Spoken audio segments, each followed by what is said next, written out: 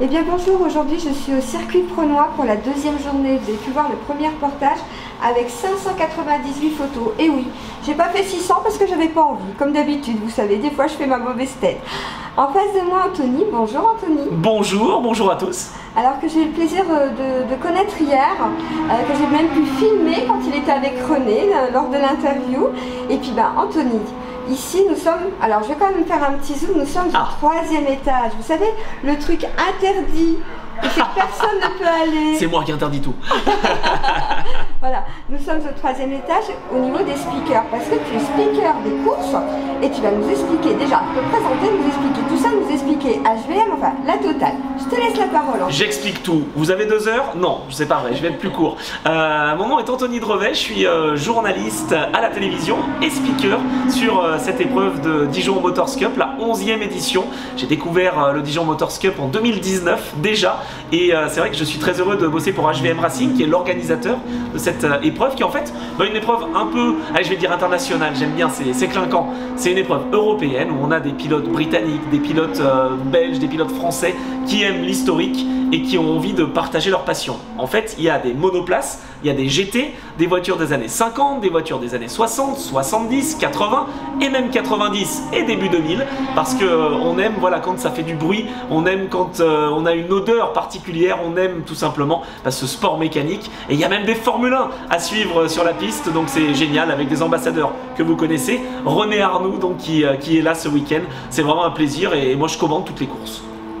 Alors, explique-nous un petit peu HVM, parce que c'est quand même un gros groupe. J'ai vu tout le monde avec les t-shirts.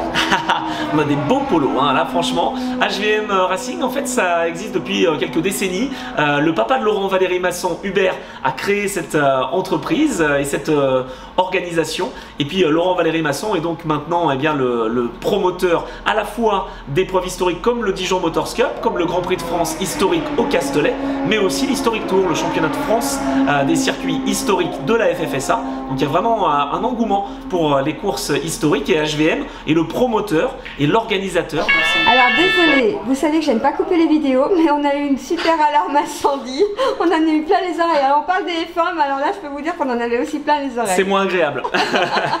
Anthony, on reprend si tu veux bien avec HVM, avec l'historique et tout ça. Je suis vraiment désolée, mais là c'était insupportable. Donc, je te redonne la parole. Alors HVM Racing, ça existe depuis quelques décennies. C'est le papa de Laurent Valéry Masson qui a créé cette entité, cette entreprise. Donc c'est Hubert Valéry Masson, HVM. Et maintenant ça a été repris par Laurent Valéry Masson. C'est le promoteur, c'est l'organisateur d'épreuves comme le Dijon Motors Cup, comme le Grand Prix de France historique qui aura lieu au Castellet évidemment en avril 2025, et également le promoteur du championnat de France des circuits historiques FFSA. Donc il y a le soutien de la Fédération française du sport auto, cher au nouveau président Pierre Gosselin. Et donc on sera à Dijon pour l'ouverture de la saison en 2025. On y est, ça tombe bien ce week-end. Laurent Valéry Masson, qui est donc le directeur de cette entité, qui a plusieurs quand même membres d'équipe, et on est nombreux ce week-end pour avoir cette belle organisation avec des plateaux. Donc ça on dit des courses en fait qui sont organisées, et il y a différents opérateurs de plateaux qui sont en lien avec les équipes HVM pour s'assurer que tout se passe bien et que l'organisation soit là pour placer les voitures notamment dans le paddock, pour accueillir les concurrences. Et le rôle aussi de HVM, c'est l'organisation et l'accueil des spectateurs évidemment. Et beaucoup de monde aujourd'hui, et comme hier d'ailleurs, où j'étais. Merci à vous. Et puis, on a rigolé tout à l'heure parce qu'on avait, franchement, on avait à couper au couteau, on avait du brouillard, mais regardez. Regardez, il fait beau. Les Lotus arrivent et c'est grâce à elles, allez, on va leur faire un petit coup de chapeau quand même. C'est grâce aux Lotus que le ciel se lève. C'est vrai. Parce que vraiment là, c'est agréable. Anthony, je te remercie beaucoup pour cette interview. Puis on se retrouve très vite pour de nouvelles aventures. Ah avec grand plaisir. Et puis à la télévision aussi, je fais ma promotion évidemment, mais voilà, sur les chaînes. Dis-nous les chaînes et tout ça. Génial. Alors sur Canal+ pour la Formule 2, Formule 3, mais moderne. Je vais faire le Grand Prix de Formule 1 également du Mexique sur C8. Donc ça sera à la fin du mois d'octobre. On me retrouve sur Eurosport aussi pour le championnat WEC par exemple, donc ça c'est du moderne. On me retrouve sur Automoto la chaîne, et j'ai également un podcast si ça intéresse les gens. Cherchez sur internet Trajectoire, et j'interviewe des pilotes, des ingénieurs, des team managers pour finalement, un peu comme une émission de radio, pour retracer leur parcours. Donc si ça vous intéresse, n'hésitez pas. Et puis on peut aussi te suivre sur les réseaux. Tu as... Exact. Donne-nous les réseaux. Ah, alors c'est facile, c'est mon prénom et mon nom, Anthony, A-N-T-H-O-N-Y, D-R-E-V-E-T, Drevet, sur Instagram, sur Facebook, sur Twitter. Bref, voilà, il y a moyen de rester en contact et sur les épreuves HVM, et ben voilà, vous serez les bienvenus et on sera ravis de se rencontrer. Merci beaucoup. Merci à toi Anthony. Je vais te laisser parce que regardez, les lotus sont en train de se mettre en place et le speaker est obligé de rebosser. Donc, merci encore Anthony, à plus, bye bye. Alors vous allez dire, on va rigoler. En fait, Anthony vient de retrouver Yann. Ils se connaissent un peu puisqu'Anthony fait beaucoup de choses. Et bien Anthony a accepté de faire l'interview de Yann qui est champion. Allez, je te laisse la parole, c'est à toi Anthony, c'est parti. Ce qui est bien, c'est qu'on est à Dijon et que en fait ça réunit les passions ici dans le cadre du Dijon Motors Cup. On va parler de course de côte, Yann. Bienvenue ici. Bienvenue, merci de m'accueillir, ça fait plaisir. Ouais, quand est-ce qu'on te retrouve sur les circuits? Parce que les courses de côte et le circuit, c'est pas si éloigné. Non, c'est pas si éloigné. Je fais un petit peu de track day à Dijon-Prenois. Je viens assez régulièrement pour prendre un petit peu de vitesse. Ça change un petit peu de la côte, que c'est large, mais Prenois est tellement mythique que c'est toujours un plaisir de venir rouler. C'est top, en tout cas de t'avoir, c'est top. Et on va parler de course de côte justement. Oui. Tu as été champion cette année. Oui. Avec quelle voiture? Avec une Alpine, une ancienne GT4 passée en GT2, donc la même configuration que pour les circuits, mais sur les petites départementales. Ça pousse, non? Voilà, ouais, ça pousse, il faut s'en occuper, c'est joueur. C'est une voiture qui est vraiment saine et vraiment plaisante à conduire et ça permet d'aller vraiment vite dans le départemental. Comment tu as découvert la course de côte? Est-ce que depuis tout petit? La course de côte, je venais avec mon père à Urcy qui est juste à côté. Voilà, ça m'a piqué et puis j'ai perdu mon père il y a 2 ans et je me suis dit pour lui rendre un hommage, on va acheter une voiture. Il y avait la voiture à Francis Dosière qui était en vente. Je me suis dit voilà, une voiture équipée par Francis, ça doit marcher. On essaye et puis on verra si ça va, et si ça va pas, on arrête. Du coup maintenant on est piqué complet, on y va tous les week-ends, on roule, on fait du national, du régional, de la 2e division. On n'a pas un week-end de libre et c'est fantastique. C'est beau comme hommage en tout cas, ça c'est sûr, il doit être fier, ça je pense. Et Francis Dosière qui a été nombreuses fois champion, t'es sur ses traces en fait? Oui, puis on fait équipe, donc c'est vraiment génial. Ça a été mon professeur de l'année, sans lui je pense pas que j'aurais fait champion. Il m'a vraiment fait travailler, c'est très important de travailler. Donc voilà, j'en profite pour le remercier aussi de tout ce qu'il a fait pour moi cette année. Est-ce que c'est vraiment très différent la course de côte des circuits au niveau des trajectoires, des reconnaissances les repères sont différents et ça doit être un tour de qualif parfait. Donc on part, il y a surtout un départ qui est arrêté. C'est très dur, on peut vite perdre une demi-seconde qui se paye très cher tout en haut. Les repères ne sont pas les mêmes, les routes sont bosselées, il n'y a pas de dégagement, donc l'impression de vitesse est vraiment assez importante. Sur un circuit à 2,50, on peut des fois sur un bout de ligne droite prendre un peu de repos. C'est très rare en côte qu'on ait un moment pour souffler, c'est toujours en action. Ah, sympa. Voilà. Alors est-ce que ça te plaît le Dijon Motors Cup? Est-ce que tu connaissais déjà? Est-ce que tu découvres? Oui, je connaissais déjà parce que j'adore les vieilles voitures à l'historique. Mais là oui, c'est génial de voir des voitures de collection rouler à fond et que les gens se bataillent encore avec. C'est des pièces de musée qui vivent et c'est fantastique à voir. Merci en tout cas Yann, et puis on te retrouve sur les courses de côte et avec grand plaisir. Championnat de France de la montagne. Voilà. C'est ça, exactement. Merci beaucoup. Merci messieurs pour cette interview surprise. Merci. Pour vous la présenter, c'est la course de Lotus Cup Europe. Départ arrêté, course de 25 minutes. Le départ sera donné dans environ 5 minutes pour les concurrents. Départ arrêté, ce qui veut dire que ça demande une sacrée gymnastique également, parce qu'hier, si vous étiez avec nous déjà pour cette première journée, vous avez peut-être noté que le départ était lancé. Eh bien, c'est la spécificité de ce championnat d'Europe de Lotus. En fait, pour les pilotes, c'est aussi intéressant. Un jour, on part en départ lancé, avec le poleman qui règle le rythme du peloton, et puis le lendemain, eh bien, à notre course, on a un départ arrêté. Donc on se permet d'avoir des possibilités de faire un petit peu des changements, j'allais dire, niveau organisation. Et donc on est content d'avoir tous ces engagés pour cette compétition Lotus Cup Europe. Ils sont nombreux. Je parlais des pilotes hongrois notamment. C'est vrai que ça fait quelques années qu'ils dominent la situation. Pas toujours les mêmes, justement. Et c'est ça qui est assez intéressant aussi, c'est qu'on a finalement un petit peu une variété de pilotes qui s'imposent. On avait par le passé des pilotes plutôt francophones, et puis maintenant on a des pilotes hongrois. Donc on parle par exemple de Bence Balog, de Tamás Vizin qui est le large leader du classement et qui lors de la première course a réussi à se hisser aux avant-postes, vainqueur devant le luxembourgeois Paul Maréchal et le belge Thierry Verhist. La 4e position était à mettre à l'actif de Rainer Borgens. sur une Lotus Exige, la numéro 55. Et puis l'avantage aussi de cette Lotus Cup Europe, c'est qu'en fait on fait des courses où il y a plusieurs voitures engagées. Les Exige V6 Cup R, qui sont généralement celles qui sont le plus rapides, les Emira GT4, tous les Eleven Open GT4, et puis les petites Lotus Elise également, parce que vous savez que le constructeur qui a créé, enfin le constructeur, la marque est créée par Colin Chapman, le constructeur britannique Lotus, a souvent été eh bien, à la pointe pour des voitures qui étaient très légères. Le rapport poids-puissance est très efficace. Et bien, on a des Elise Cup R qui sont également dans la course. Elles sont en catégorie production et elles peuvent se battre aussi aux avant-postes avec leurs petits camarades. Elles peuvent aussi jouer le titre parce que c'est la dernière manche de la saison. Il suffit de gagner sa catégorie et ils ont autant de chances finalement d'être titrés que la catégorie Exige Club. C'était le cas d'ailleurs il y a quelques années de cela.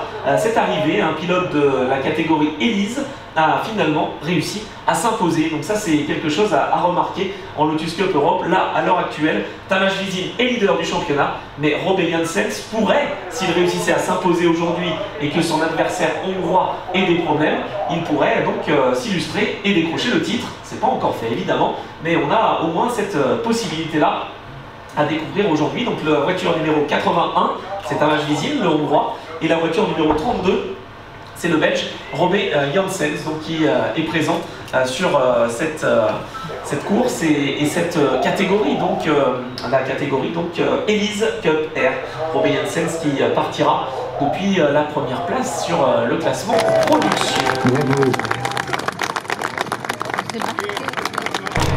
Thank you. Well up, Tamas! And a bottle of champagne. Yeah. Okay.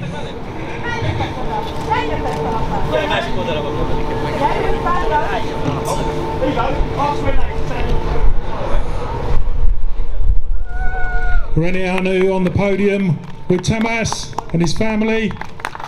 Fantastic, well done Tamas. Yeah. His lovely wife.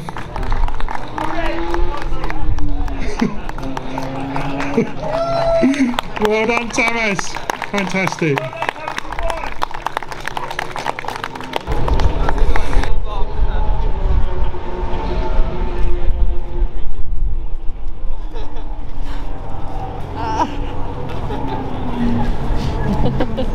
There you go, spray some champagne. Oui.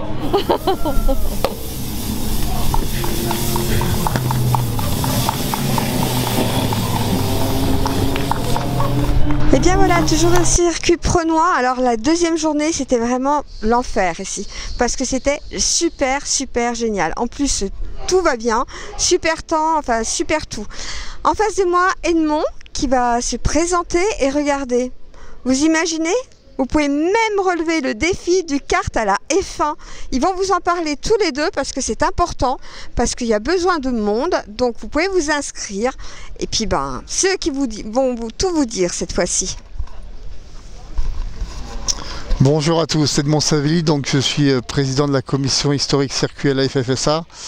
Et je porte un peu ce projet, enfin qui n'est plus un projet parce que c'est la deuxième du kart à la F1, donc un principe avec une sélection sur une quarantaine de pistes de karting et à partir des quarts de finale on les fait rouler en Formule 4 et avec une aide aussi du simulateur parce que le gagnant de cette magnifique entreprise va rouler dans cette Formule 1 AGS. Et donc Nathan va vous détailler un petit peu le concept. Donc bonjour tout le monde, je me présente Nathan Bertin, mécano chez AGS. Ici on a donc le concept du kart à la F1. On est sur une quarantaine de pistes en France.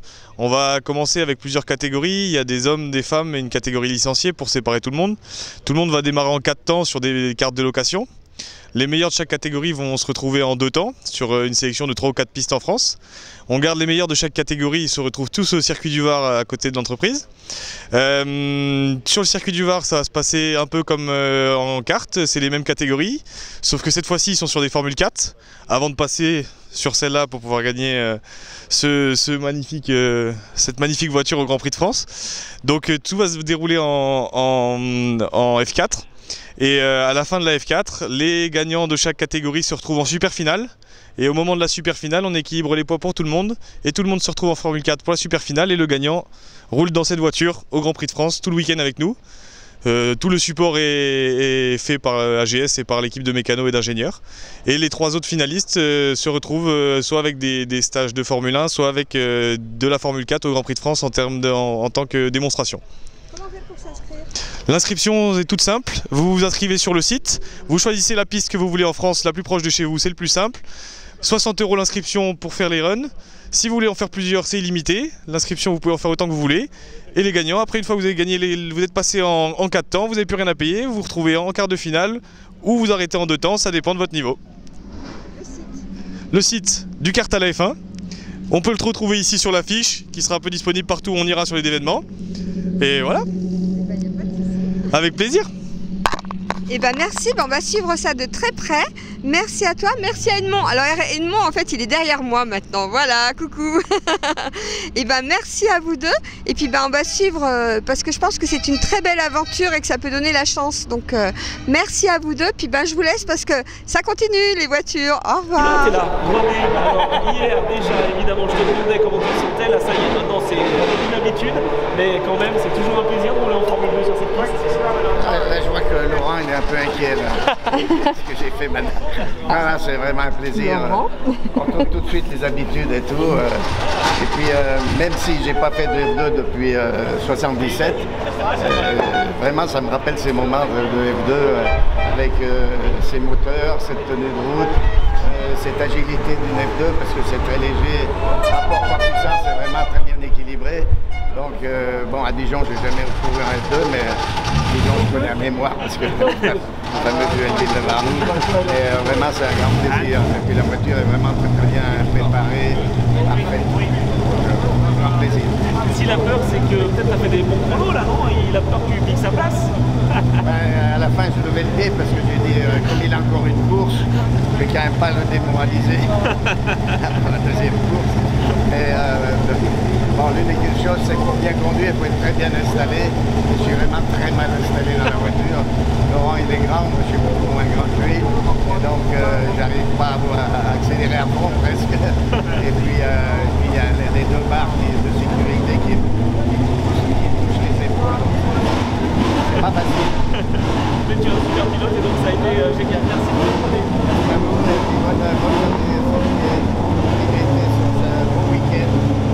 Merci René. On va se retrouver aussi des souvenirs incroyables pour toi. Tu as été pilote Renault. Est-ce que la situation dans laquelle Alpine, Renault se trouve te fait réagir là-dessus?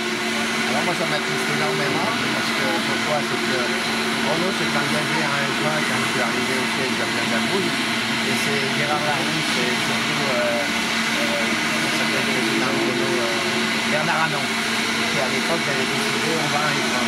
Quand ils ont décidé on va à un F1, on a dit on fait moteur et châssis, puisqu'ils ont sorti ce fameux moteur technique 1500 cm3 turbo et ils sont engagés dans cette catégorie avec un grand succès puisque vraiment on a gagné des prix et le moteur a équipé beaucoup d'autres écuries. Donc en tant que constructeur Renault, ils sont engagés vraiment en faisant une Formule 1 complète. Et puis ça a duré des années. Après, ils ont arrêté, ils ont continué à faire des divisions, c'était le roi des moteurs, parce qu'on a gagné 6 championnats avec ce moteur-là. Et ce que je ne comprends pas, c'est que moi ça m'attriste énormément, puisque pour moi, Renault, il s'arrête pendant 2 ans, il restructure l'équipe, mais que de voir Renault équipé avec un moteur Mercedes, je trouve ça d'une tristesse et que c'est lamentable. Ça, j'appelle ça derrière du business. Malheureusement, je ne veux pas rentrer là-dedans et tout, mais je trouve que Renault aurait mieux fait d'arrêter par une période, de reprendre après avoir structuré son équipe, que de faire ce genre de mariage. Je comprends un mariage comme ça pour un team comme Williams, comme Benetton, qui sont des constructeurs châssis et qui aillent chercher un constructeur moteur. Mais Renault s'est toujours engagé dans la F1. Renault, c'est quand même Alpine, même si c'est séparé pour moi. C'est toujours un grand mariage. Mais c'est vraiment un constructeur qui doit faire sa propre voiture du début à la fin, de A à Z, avec le moteur et bien entendu le châssis. Triste nouvelle quand j'ai appris ça. Malheureusement, je crois que c'est irréversible. Et c'est bien triste pour pour les constructeurs français, pour ceux qui aiment vraiment la F1, pour les gens qui aiment la F1 et qui suivent bien entendu Renault. Moi je trouve que je qualifierais ça même de déplorable.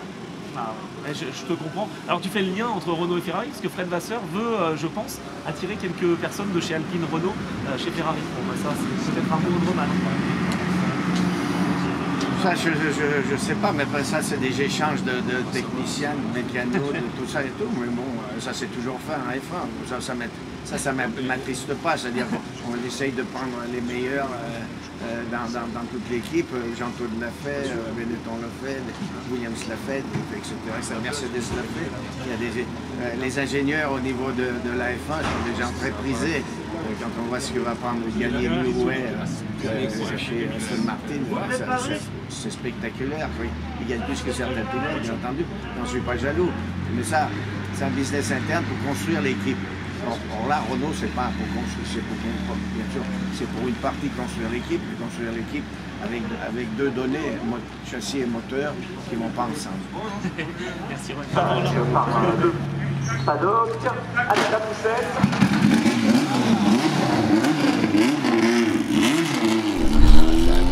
Ça mord bien. T'as accéléré là un peu, j'ai vu. Hein? Ah oui, t'as donné un peu là. Tellement mal. Excusez-moi. Bah il faut que tu manges de la soupe ou là? Ouais, non, c'est ça. Arrête.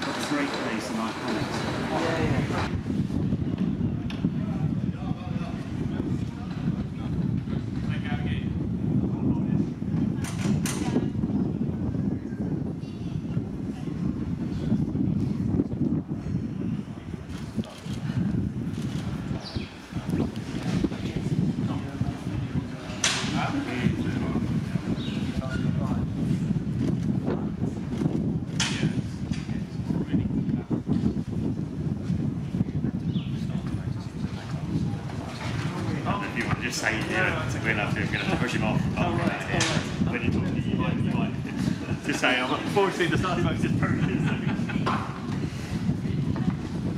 Mesdames et messieurs, dans un petit instant, eh bien, nous aurons la démonstration après avoir en Formule 1, parce que oui, les Formule 1 sont là aussi, et elles nous ont régalé. Voilà, exactement.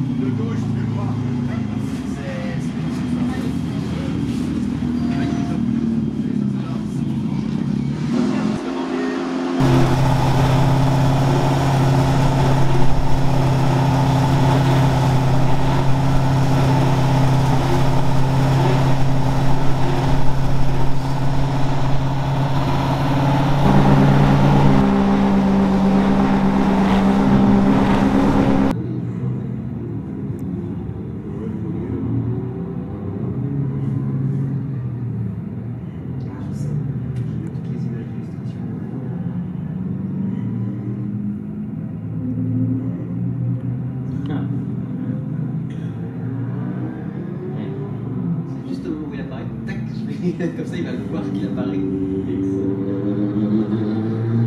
Voilà, on est roulé sur l'autoroute. D'accord.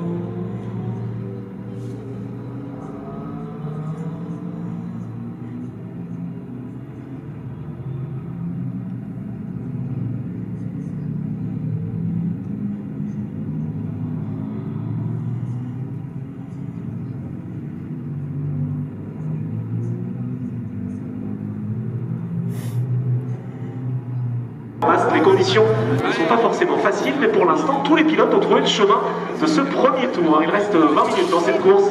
La Porsche numéro 2 sur le mètre.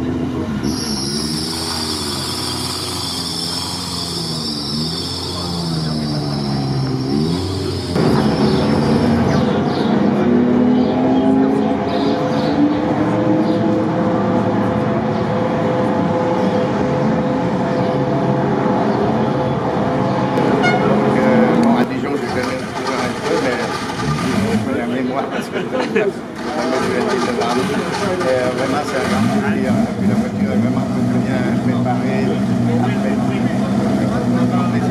Si la peur, c'est que peut-être ça fait des bons boulot là, non? Il a peur que tu piques sa place.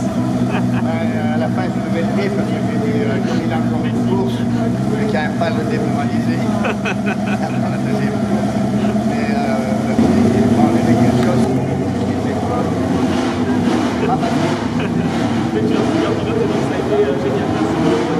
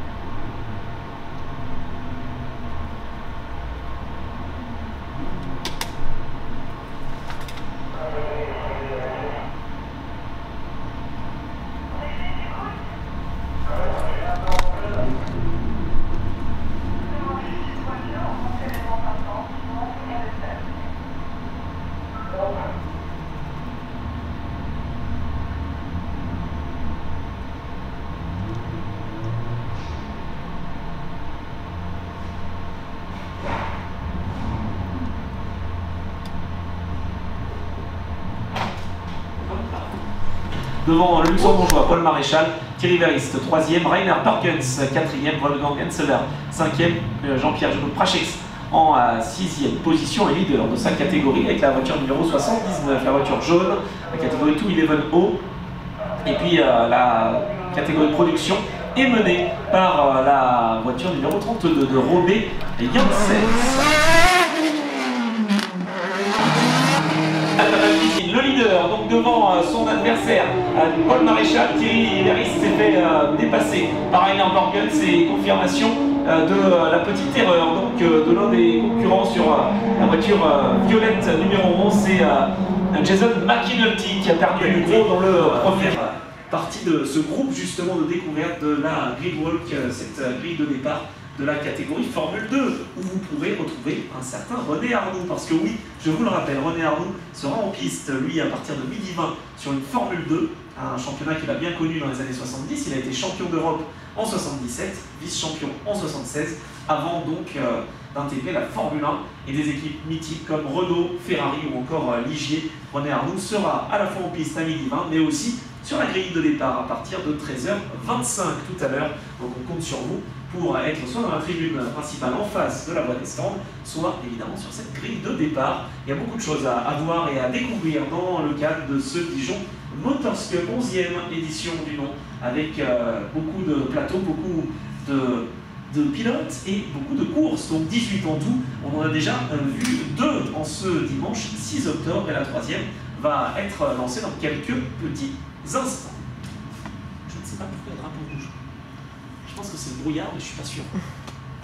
Puis vraiment, mais tout en piste mécanique qui est réalisé avec notamment la liaison au sol avec les roues et évidemment les suspensions. C'est toujours un plaisir de retrouver ces autos magnifiques avec un départ arrêté. Vous allez les apercevoir dans quelques instants. Le safety car s'est placé en ouverture de ligne droite et en ouverture de grille, et donc dans quelques instants, après ce tour de mise en grille, ce tour de formation, eh bien, on aura les pilotes de l'Uranie Trophy Formula G. Les pilotes vont pouvoir partir ensuite sous safety car dans un tour de formation qui sera finalement le premier tour de course. Donc pas de départ arrêté dans ces conditions-là, pas de départ arrêté ce matin, mais habituellement on a la possibilité de suivre ces autos, toutes très différentes les unes des autres, avec notamment la voiture numéro 7, voilà, qui se place sur la 7e ligne de grille. Cette voiture numéro 7 de Duncan Raveniati, Alexis HF1 de 1959. On vous le disait, c'est Formula Junior qui a formé de nombreux pilotes à la compétition auto, qui ensuite sont passés dans la pyramide de la compétition monoplace pour arriver jusqu'en Formule 1. Nombreux ont été à faire ce chemin. Et bien là, avec ce championnat, c'est l'occasion de se faire plaisir et de voir de très très belles autos. On le remarque, c'est vraiment typique des années 50-60, avec des autos très pures, très justement rapides. On a l'impression qu'elles sont finalement peu stables et en fait elles sont joueuses avec les pilotes du fait de ne pas avoir d'aileron avant ni d'aileron arrière. Mais vous allez voir que les courses sont extrêmement spectaculaires. 5 minutes avant le départ du tour de formation, 5 minutes avant le départ sous régime de safety car. Alors on va avoir plus d'informations de la part de la direction de course sur ce tracé de 3 km 801, tracé de Dijon-Renoir, qui accueille donc cette 11e édition du Dijon Motors Cup et qui vont prendre la piste dans un petit instant. Il ne va pas falloir s'endormir au départ, au restart si je puis dire, après la phase de safety car. Eux sont habitués plutôt à prendre le départ arrêté et là il sera lancé. Ce départ, ça peut changer un petit peu la donne. Au premier freinage, on arrivera avec un petit peu plus de vitesse en peloton, donc bien trouver sa place sur la grille et sur la piste, ça sera évidemment une condition sine qua non.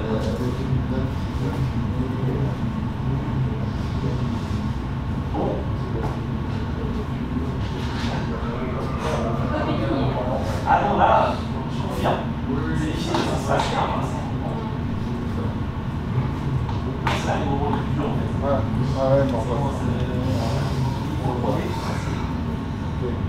ça va pas les gens, voilà. Puis c'est aussi là où il y a le moins de bruit, donc c'est là aussi où on peut donner plus d'informations. Ouais. Ah, j'essaye de rester là, c'est bien d'avoir une ambiance aussi.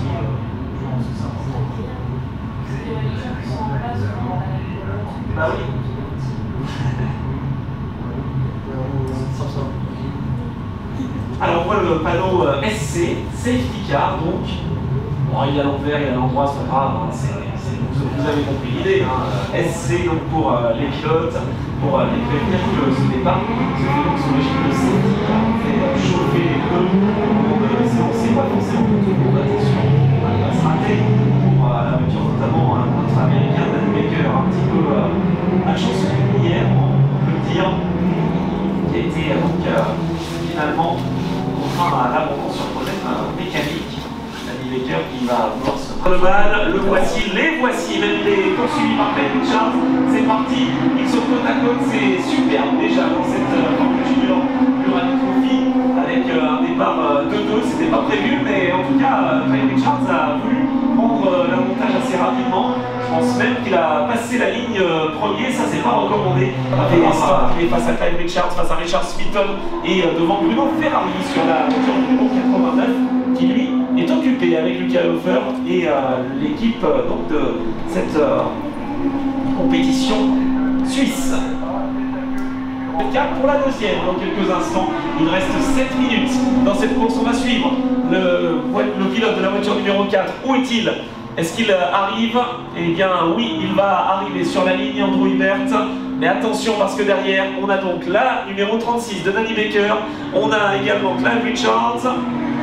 Et on a Richard Smitton, regardez-les, si vous êtes sur la ligne droite des stands, ils arrivent, Danny Baker passe la ligne à l'instant, Clive Richards qui a été pénalisé, est en 4e position, Richard Smitton 5e, on a vraiment très peu d'écart entre le 2e, le 3e, le 4e et le 5e, c'est ça aussi les courses de Formula Junior. Devant en revanche, il est seul au monde, c'est un train de sénateur pour Manfredo Rossi di Montellera, il est en démonstration, l'italien, si je puis dire, il reste 6 minutes dans cette course, dans le cadre de cette deuxième journée du Dijon Motors Cup. On vous accueille avec grand plaisir, mesdames et messieurs, et n'hésitez pas, si vous avez bien l'occasion de faire un petit tour dans le paddock, vous avez des... And we monitor his opponents as well in this category. We have the leader in the prediction category, the Belgian Robert Jensen, can go for the win if he does a great job, and if he wins this category, the number 32,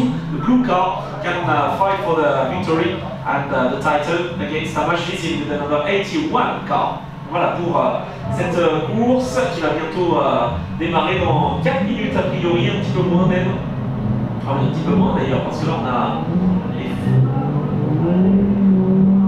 sont allumés. On a une procédure de départ un petit peu plus facile, 3 minutes, donc départ allégé, des moteurs qui sont chauffés par les différents pilotes, mais c'est pas encore le départ. Voilà, ça y est, ils ont compris, ils se sont dit mince, les 4 feux sont allumés, il faut qu'on y aille. Non, c'est dans 2 minutes désormais, 2 minutes, que les moteurs vont pouvoir rugir, 1 minute même d'ailleurs, procédure rapide. Là ils sont soumis à la pression, ces pilotes. La voiture numéro 81 qui est en tête sur cette grille est également en tête au championnat. Mais attention, parce que la spécificité, c'est que son adversaire puisse... oui, j'ai posé le départ. Non, là c'est pas le départ, là on est en transformation. Que s'est-il passé? Là ça a été un petit peu brouillon cette course. Voilà, on est sur un tour de formation allumée à l'extinction de ces feux. Ce sera parti, c'est parti avec un excellent départ du Coleman, moins bon, beaucoup moins bon pour Paul Maréchal qui ouvre la trajectoire à Borgens. Ouais, ça va être bon pour les deux équipiers.